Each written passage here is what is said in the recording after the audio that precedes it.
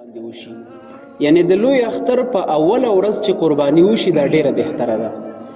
که چېرته د یو عذر په وجه باندې قرباني وروسته شوه او 11 تاریخ ته لاړه، یعنی د اختر دویمې ورځې ته لاړه، هم صحیح ده، قرباني جایز ده، په دویمه ورځ هم قرباني ادا کیږي.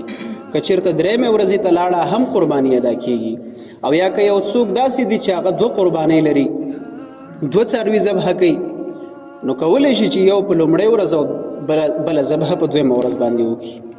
خو علما فرمایي د اولې ورځې قرباني دا ډیره افضله او بهتره ده.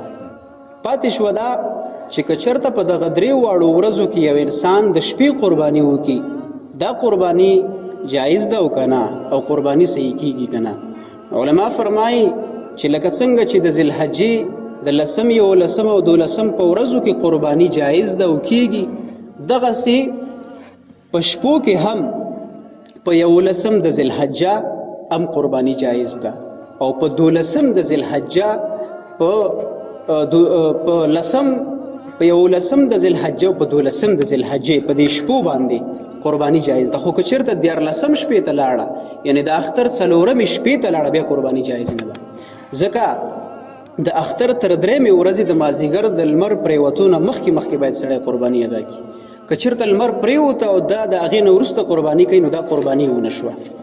په دغې 2 شپو کې صرف قرباني جایز ده، خو بهتره نه ده، افضله نه ده.